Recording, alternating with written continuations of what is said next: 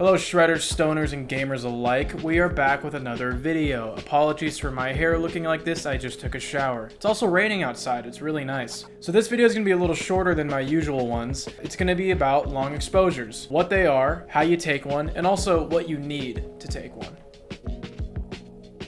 So long exposure is in the name. It's taking a photo but over a longer period of time than usual. When you take a photo, your shutter lifts up, light exposes onto it, and your shutter lifts down. Long exposure is just keeping it open for a longer period of time. So for example, when you're handheld shooting, your shutter speed is going to be in a fraction of a second, like 1/5, 1/500, 1/5000, etc. With a long exposure, instead of a fraction of a second, you're leaving your shutter open for a matter of seconds. So you may have seen some cool photos of light traveling across roads, or like a waterfall and the water looks all mystical and dreamy. That's just the effect of a long exposure. Everything that's moving in the photo meshes together in a really aesthetically pleasing way, while everything that stays still, stays still. So how do you take one? Well, first, you're gonna need a tripod. If you try to do a long exposure handheld, it's gonna capture the motion of your hand shaking around and it's just not gonna work.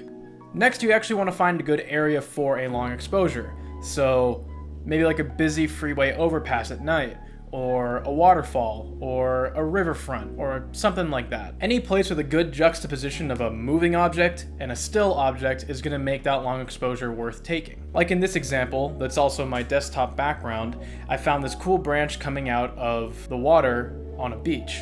So I have the branch that's my static subject, and then the beach surrounding it, but then the water was moving a lot because it was kind of a windy day. It made a great subject for a long exposure. And then you have the sunset in the background, which is just nice too. The next thing you want to do is put your camera in manual mode. For shooting options, meaning your shutter, aperture, and ISO, and also put your camera in manual focus mode. Manually focus on your subject, like I did with the branch in the photo I just showed. That's just so your camera doesn't mess up the focus right when you take the photo. So the idea behind a long exposure is to let the light expose onto your sensor long enough in order to get a usable photo and capture all that motion. So the first setting you want to change after setting your focus is your shutter speed. You want to set it to something long, like 10 seconds, 15 seconds, even 30 or 60 seconds. For this example, we'll just use 15 seconds. So once that's set, you want to adjust your aperture and your ISO in order to compensate for the huge amount of light that's going to be hitting your sensor in those 15 seconds. So you're going to want to turn your ISO as low as it can go. So some cameras might not allow you to go lower than ISO 100, but if you do some digging around in the settings, you might be able to unlock those extra values. I know with the camera I'm shooting with right now, the Lumix S1R, I actually had to go searching in the menu and turn on a setting that allowed me to go all the way down to ISO 50. Okay, so we have our shutter set to 15 seconds, we have our ISO as low as we can go.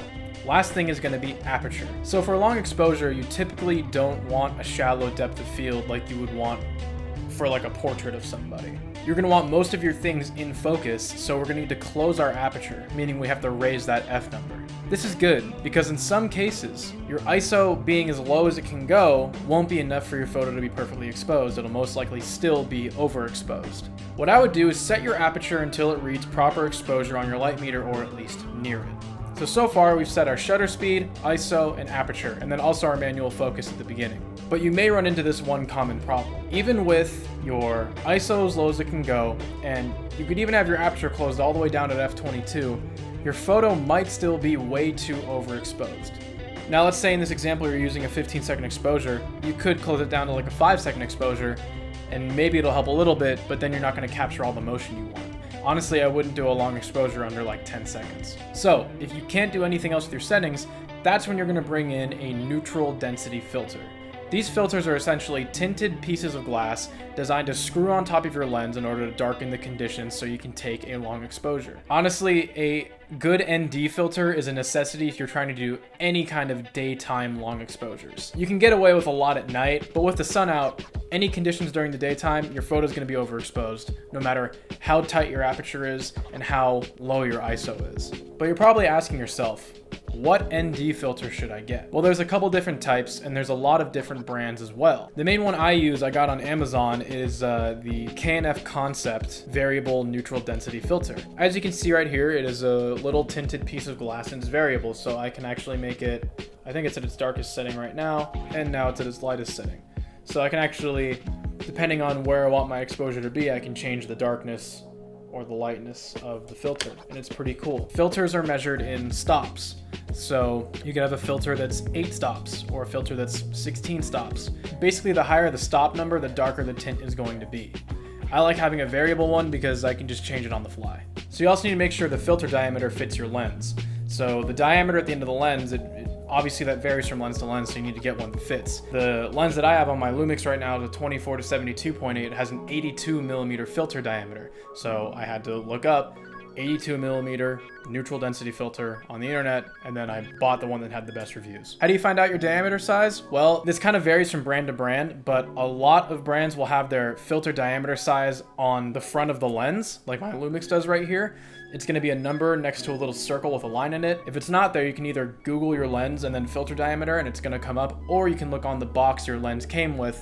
Most of those will have it right there. So screw your ND filter onto your lens, set your aperture to where your photo is perfectly exposed, and then take your photo. Wait for your exposure to finish, check out your finished product, and then make changes based upon that. So here's the process summed up really quickly. Find a cool spot, set up your camera on a tripod, manually focus on your subject, set your shutter to a long value, set your ISO as low as possible, set your aperture until exposed correctly, screw on your ND filter if needed, take the photo, and enjoy. And really that's all there is to it. Now you may need to do some editing in order to get the exact product that you want, because some long exposures you'll have the sky's a little overexposed but the ground is perfect, or maybe the sky looks really good but the ground is just too dark, and you might need to get into things like different gradients in Lightroom and Photoshop and things like that, but that's probably better saved for a whole other video. So I hope you guys enjoyed this quick video on long exposures. Let me know if it helped you out. Let me know if it didn't help you out. If you have a question, leave it in the comments. Please consider leaving a like and please consider subscribing. And as always, I'll be back next week with another one. Thanks.